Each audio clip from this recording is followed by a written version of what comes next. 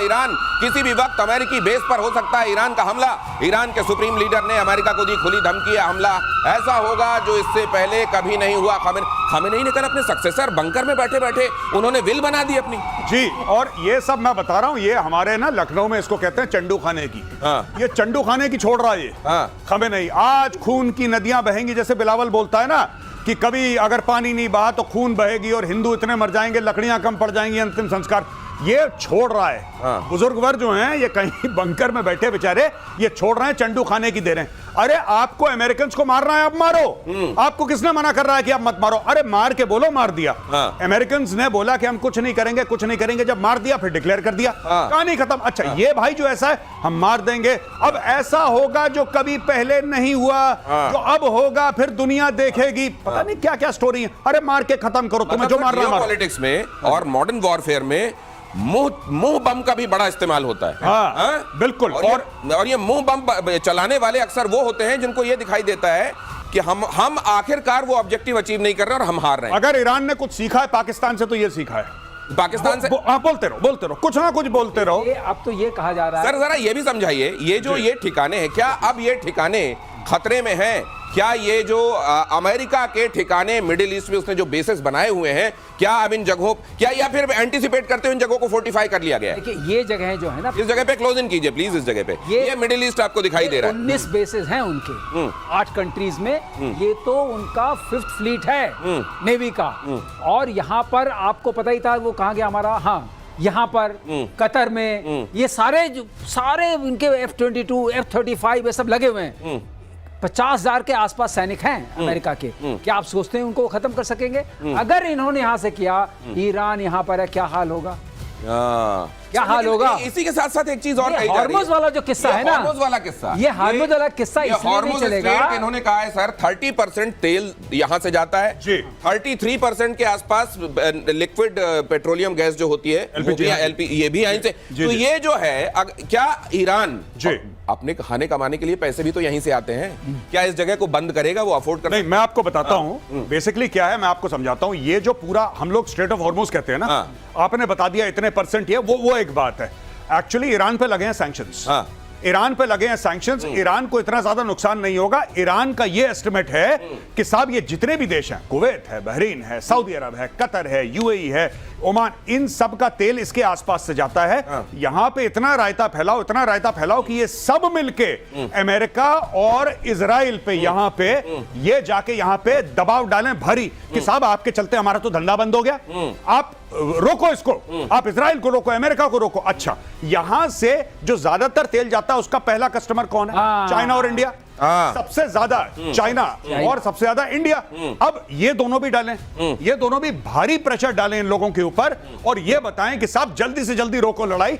ये ईरान करता है। ईरान के तेल पे तो भारी सैंक्शंस हैं, भारी सैंक्शंस हैं। चीन खरीदता है। आज की तारीख में चीन और डिस्काउंट मांग रहा है। देखिए ये भी मांग रहा है। चतुर इतना है चाइना, जो चीन ने जीने मरने की कसमें खाई थी ईरान के साथ कि भाई यारा तेरी यारी को मैंने खुदा माना, उस चाइना ने बोला कि भाई खुदा तो माना, डिस्काउंट खाएं, थोड़ा सा और पैसा दो, डिस्काउंट दो। तो 20 से लेकर वो कह रहा है 40% डिस्काउंट, क्योंकि तुम्हारी तो नैया डूबने वाली है बेटा।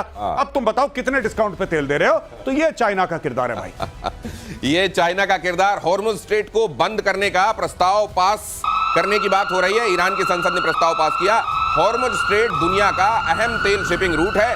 राष्ट्रीय सुरक्षा परिषद प्रस्ताव पर इस पर फैसला ले रहा है।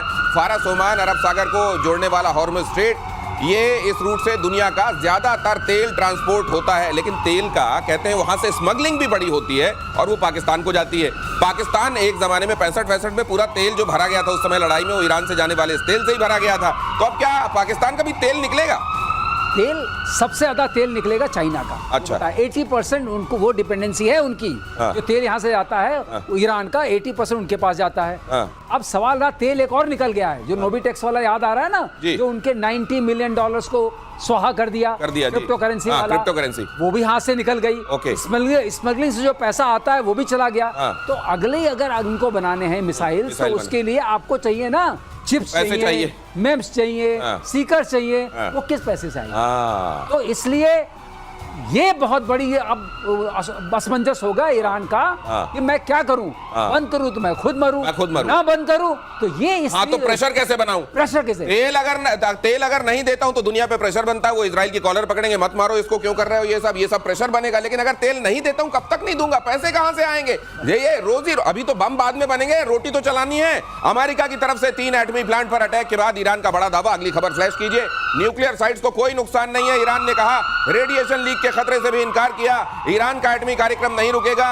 AEOI वहां की ईरान की जो अपनी ऑर्गेनाइजेशन है, एटॉमिक ऑर्गेनाइजेशन, उसने कहा हमले से पहले ही फोर्डो न्यूक्लियर फैसिलिटी से यूरेनियम सेफ जगह शिफ्ट कर दिया। ईरानी मीडिया, अब ये ऐसा नहीं है भाई साहब कि आपके पास कुछ पाव भाजी पड़ी थी, पाव के पैकेट पड़े थे, ब्रेड पड़ी थी, लोफ पड़े थे, उसको आपने कहीं शिफ्ट कर दिया। ये यूरेनियम है, इसको कहां शिफ्ट कर देंगे? अच्छा, दूसरे सर मेरे को एक समझ में नहीं आ रही है, फिर वही IAEA कह रहा हम इमरजेंसी बैठक करेंगे, मंडे को करेंगे। अरे भाई साहब, आज वहां पे फूट रहा, आप मंडे को इमरजेंसी बैठक करेंगे?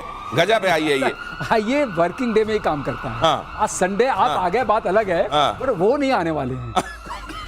उनका मूल्यांकन करना उनका मतलब रेडियो एक्टिविटी अगर हुई हो तो हो जाए, फैल जाए, जो होना हो जाए। हम मंडे को आके 10:30 बजे ऑफिस खोल के बताएं। एक्टिविटी कैसे होगी जब पूरा का पूरा पहाड़ गिरेगा? खत्म, तो वो उनको पता है। ये वैसा है जैसे सरकारी बैंक होता ना कि जी आप जाओ, सर्वर डाउन है हमारा।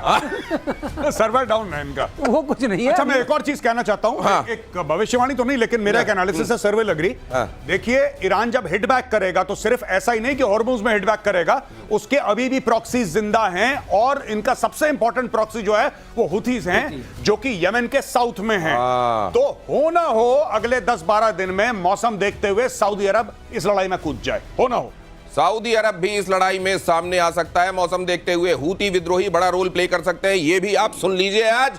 और ये क्लिप कुछ दिनों में आपको दिखाऊंगा मैं, क्योंकि मेरा ये अनुभव कह रहा है कि बीते दिनों में जो यहां कहा जाता है वो होता हुआ दिखाई देता है। 20 इजरायली फाइटर जेट्स ने ईरान पर हमला किया। सेंट्रल ईरान के कई शहरों पर अटैक, तेहरान के साथ इस्फहान पर भी हमला। ईरान के 8 बैलिस्टिक मिसाइल लॉन्चर्स भी तबाह। 6 मिसाइल इजराइल पर हमला करने को तैयार थे। अब सब सवाल ये है सर, ये जो आपने बताया था 2/3 के आसपास तो लॉन्चर्स इनके पहले ही नष्ट कर दिए गए हैं। लॉन्चर्स अभी भी तबाह हो रहे हैं। मान लीजिए के पास 20-30 हजार का किसी के पास जखीरा है भी मिसाइलों का, लॉन्चर्स अगर समाप्त हो जाए तो वो मिसाइल किस काम के? आज से तो फेंकेंगे नहीं आप। हाँ। मामला गया। इसीलिए आप देखेंगे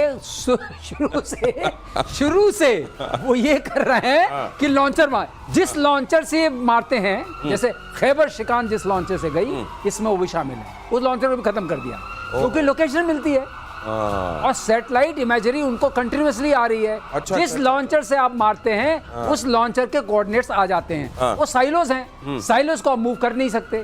जो इमूवेबल साइलोज हैं उनको वो खत्म करते जा रहे हैं। मतलब इसमें कुछ वो शूट स्कूट वाला हिसाब नहीं होता? नहीं, साइलोज में साइलोज में मतलब वहीं रहना पड़ेगा आपको।